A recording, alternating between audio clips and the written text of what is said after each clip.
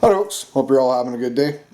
Just gonna do a quick teardown for what's in it video on this Black & Decker yard trimmer here.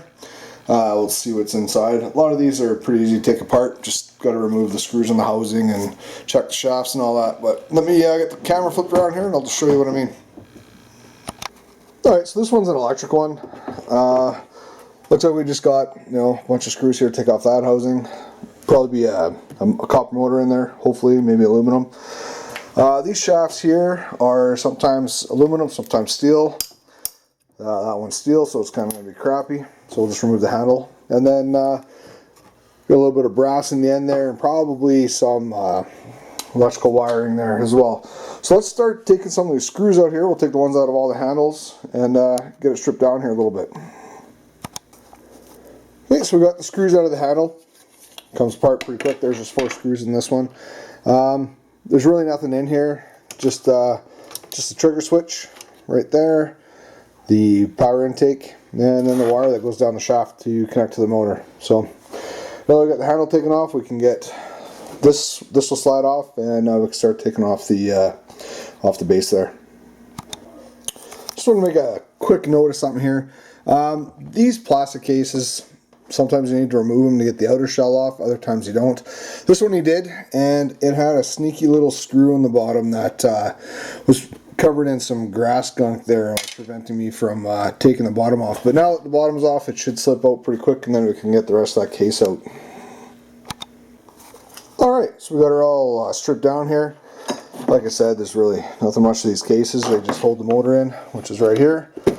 It's got a bit of wiring, and then we got some steel for the tin pile. These is the whatever we call it, the weed cutter dispenser. It'll have a spring type of device in there. So let me get all this crap cleaned up, this garbage, and we'll just get the motor out here and we'll see what we got. Alright, so we got the motor out, all the garbage taken away. You just got your standard little pins there holding it in, so that separates the wire.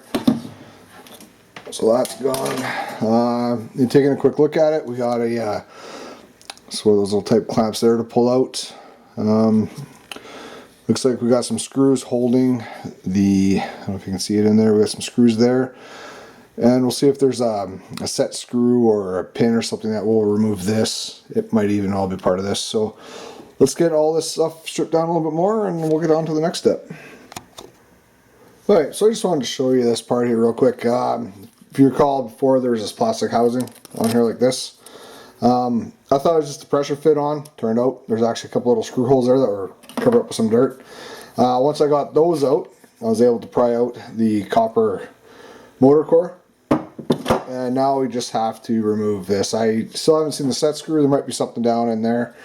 But we'll get the screwdriver in there and start prying some of this off, or we'll just take a hammer to it. And then we'll get out this little copper motor, and I think that might be a little cast aluminum right there. So, hey, let me finish that up and I'll get right back to you.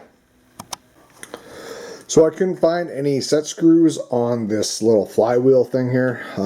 So what I did, jammed it in the vise, got the pry bar out, pried it off. So it looks like it was just kind of like a heat fit mount type thing. So alright, that's off. Now we can get the rest of the screws out and go from there.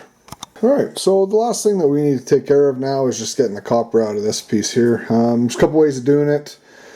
There's lots of videos up there. I either take snips to it or the hacksaw and just cut through it real quick. One of the two, or you can use your reciprocating saw, however you want to do it. It's fine. So what we're going to do though is we're going to clip it here and clip it here, flip this around in the vise, and then pry it out through the other side. And then you get some copper out of that. So let me get that done real quick, and then we can weigh it up. Alright, so we got it all taken apart, and I got most of it cleaned up. You know, when you strip one of them down, there really isn't much in it. So let's just take a look at a few of the things here. Like we got, like this would all be tin, going into the tin bin here. Really not much tin, which is nice. We'll just get that all on there, and we end up with 652 grams. Just about 1.5 pounds of tin. Which out of that thing really isn't too much at all, eh? So we also end up with like a little tiny bit of clean brass. We got just a negligible amount of dirty yellow and dirty coated. A little bit of cast. Let's see what that weighs in at. Like 2.5 ounces, 2.3 ounces of cast. 66 grams, not much there. Insulated wire, 25 grams. 1 ounce. Copper motor. It's not too bad. You know, just under 10 ounces or 280 grams. So, and then a little bit of copper winding. So 73 grams, 2.6 ounces. So there wasn't much really in that Black & Decker weed trimmer. They don't take very long to take apart though, so that's a good thing. I could have sold that motor as is, but like for the amount of time it took me to tear it apart, really, you know, I get more out of it breaking it down. So anyway, like I said, they're pretty easy to strip down. They don't take any time at all. So hopefully you found this video useful and you liked it and you learned something new. Anyway, please like, comment, and subscribe. Have a great day, and we'll talk to you soon. Ciao.